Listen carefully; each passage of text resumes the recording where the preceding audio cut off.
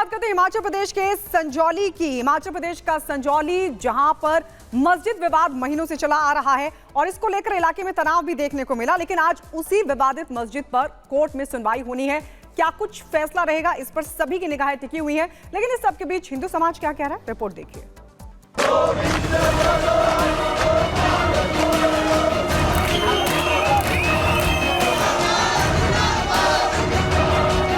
हिमाचल प्रदेश के शिमला में स्थित संजौली मस्जिद विवाद को महीनों बीत गए। दो समुदायों ने अपने अपने तरीके से विरोध प्रदर्शन किया। अतिक्रमण पर किसी ने नाराजगी जताई तो किसी ने अतिक्रमण के आरोपों को बिल्कुल निराधार बताया। विवाद बढ़ा, हिमाचल का सियासी पारा चढ़ा, सुक्खू सरकार के हाथ पांव भी फूले, लेकिन विवाद नहीं सुलझ सका। लिहाजा अब सभी की नजरें कोर्ट पर हैं। आज शिमला नगर निगम के कमिश्नर की कोर्ट में सुनवाई होगी।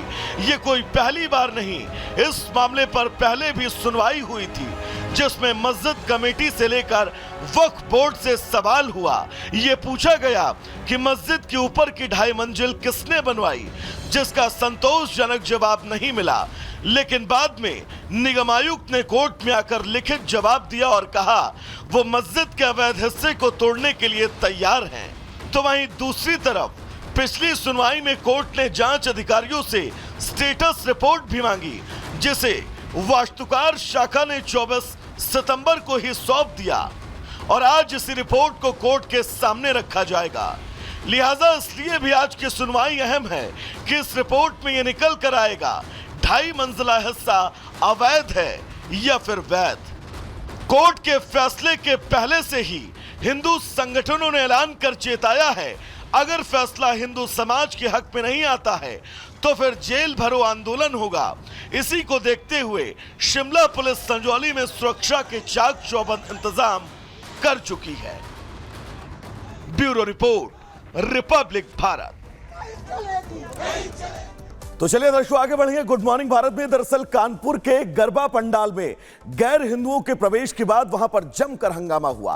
पूरी खबर क्या है, इस रिपोर्ट के जरिए आपको दिखाते हैं।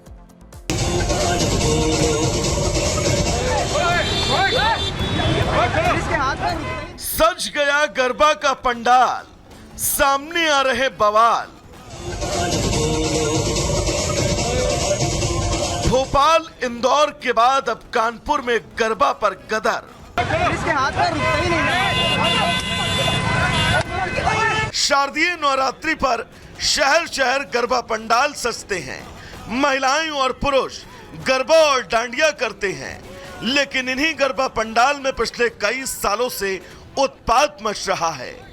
गैर हिंदुओं के प्रवेश और उनकी बदतमीजी पर बवाल बढ़ता जा रहा है। भोपाल और इंदौर के बाद अब कानपुर से ऐसी घटना सामने आई। कानपुर के मोतीझील स्थित डांडिया कार्यक्रम के दौरान महिलाएं डांडिया और गरबा कर रही थी, तभी कुछ युवकों ने नाम बदलकर प्रवेश करने की कोशिश की, जिस पर बजरंग दल के कार्यकर्ताओं को शक हुआ। पूछताछ हुई और गड़बड़ी नजर आने पर पकड़ने की कोशिश की तो युवक भाग पड़ा, जिसे दौड़ते हुए पकड़ा और फिर जमकर धुनाई कर दी। हम मांग ये करते हैं कि किसी तरह के विधर्मियों द्वारा हमारे पूजा पाठ के पंडालों में उनका प्रवेश वर्जित हो, और हम प्रशासन से भी ये मांग करते हैं कि जो विश्व हिंदू परिषद बजरंग दल जो समाज में मांग कर रहा है, समाज भी जागरूक हो गया है।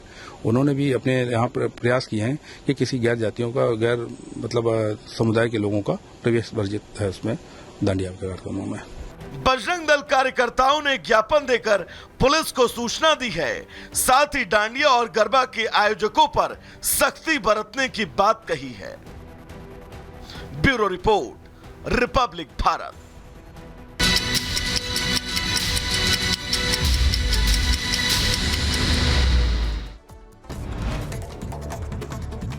अमेठी हत्याकांड का आरोपी चंदन वर्मा हुआ गिरफ्तार। शिक्षक के पिता ने दर्ज कराया था हत्या का मुकदमा।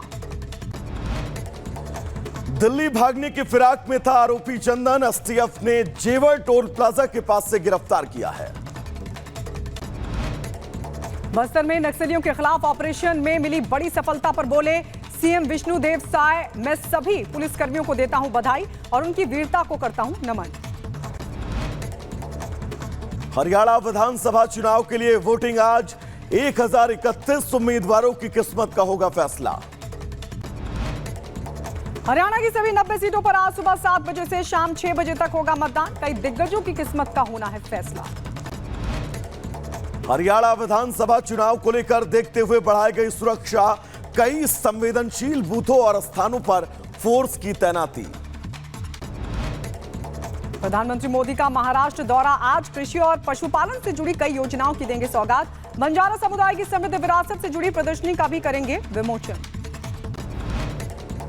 प्रधानमंत्री किसान योजना की 18वीं किस्त आज होगी जारी। 11 करोड़ से ज्यादा किसानों को मिलेगा इसका सीधा फायदा। उधर बिहार में राजनीतिक हलचल हुई तेज। सीएम नीतीश की अध्यक्षता में जेडीयू राज्य कार्यकारिणी की अहम बैठक आज।